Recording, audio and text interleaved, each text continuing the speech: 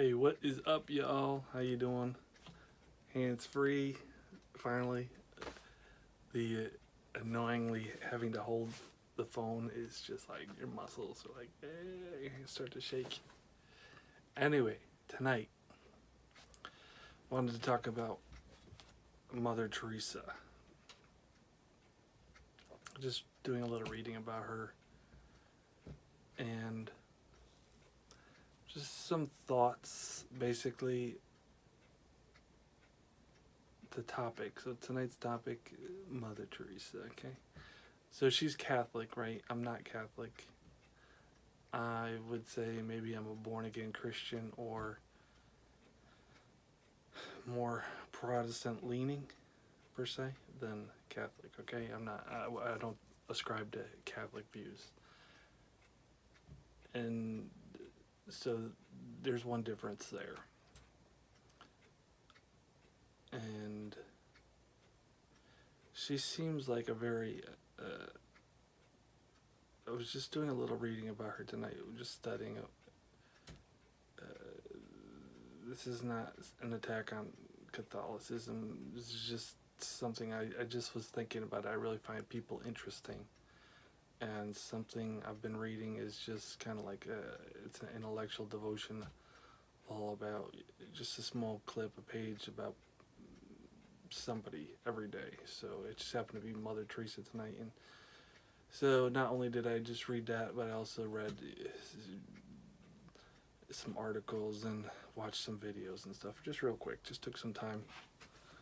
So I thought maybe like this could be like a series or something. So I want to entitle this Thoughts on Mother Teresa, and whoever I read about or whatever I read about, it'll be along this lines, just on that subject, the topic. So basically, I didn't really know much about her. I mean, I know that she helped the poor. She was Catholic and she was well loved and thought of, right? So, um,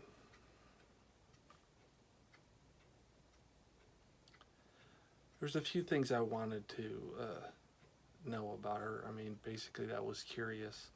Was like, what did she look like when she was younger? And so apparently, she was pretty good looking. So I thought that was interesting because when we see these pictures of her, she's old and she's shriveled, and I also wanted to hear her voice. I wanted to hear what she sounded like because I always just see her picture and hear about her.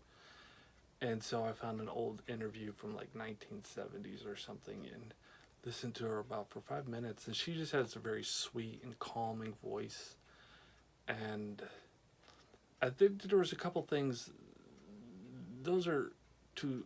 Well, aside from what she looked like, that wasn't that was kind of minor. I think I just really craved hearing her voice. I think hearing people's voices is interesting. It tells you a lot about. It just gives you a good perspective on people. I mean, there's a proverb in the Bible that says, even if a person stays silent, they'll be considered wise, right? So when you hear somebody speak, I think it just says a lot about them. You could tell a lot about them almost immediately, and you can tell she has a very kindness about her. But I did learn, I think, one of the things I thought was very interesting um, when I was Googling her, an article came up that said that I worked with Mother Teresa. And so I clicked on it. It was a Newsweek article about a guy who worked about a month in Calcutta with her. And it was just an interesting perspective. And even the guy's story, there was a point that really made me laugh because I don't know if I can relate, but basically he said he had OCD, right? And he's working like this, he's a germaphobe or whatnot and just likes clean things, everything in order.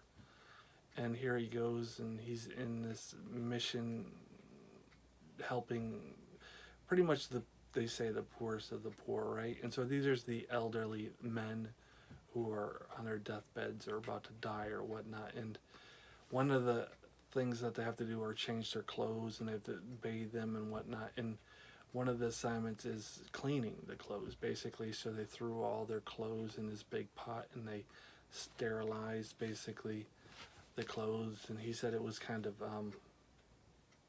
disgusting, he thought. And he said that at one time some of the water splashed out and it went into his mouth. And he said he felt like he just died, right? Of grossness. And but then he said he was okay afterward, and he said that that pretty much healed his OCD, right? Which I found hysterical. I mean, as I'm talking now, I can't relate my humor to it, but I did find it hilarious. And it's really hot right now, so I'm like sweating. But so basically, that's that. Again, the difference comes down to Catholicism. I think that a lot of her stuff is based on works. When we compare Catholicism with Protestantism, or what even I would say, even what I believe or whatnot. It seems like she worked very hard, and I thought it was very interesting because she didn't care about fame. She didn't care about the speaking, and that was one thing I actually wanted to hear her speak. Her work was to work with the poorest of the poor. That was her calling, right? And wasn't speaking. And some people are called to speak. You hear preachers and ministers and the orators, their gift is speaking, right? That wasn't really her gift, but I still wanted to hear what her words, the sound of her voice. And she was talking about basically, I didn't finish the whole interview, but just growing up and at age 12 and feeling like she should do something ministry wise.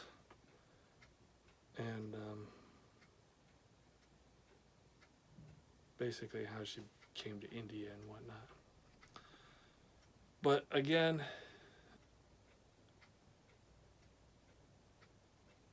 I feel like there's definitely a place for work, right? Work is important, but, and I'm not saying this is what she believed, but work is not going to earn your salvation. I think that's important to emphasize. Salvation is a gift from God. And, it's, the Bible says we reap what we sow. So it's important that we are doing good, and, because there's consequences for our actions. But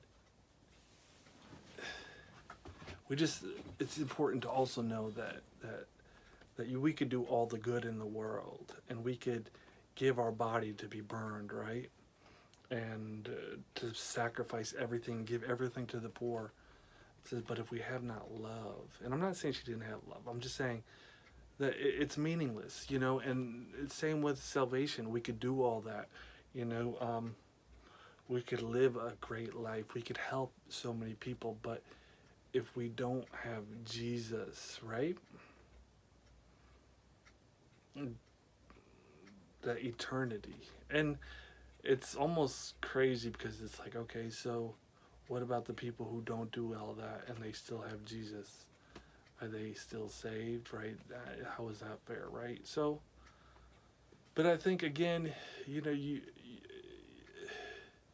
as Christians, you shall know them by their fruit, right? So what fruit are you producing? As Christians, we need to be producing good fruit, but I feel like it's only in Jesus can we really bear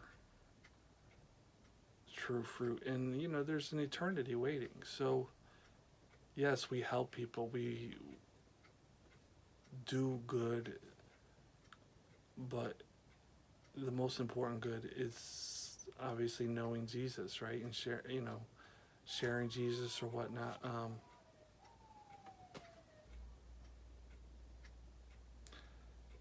So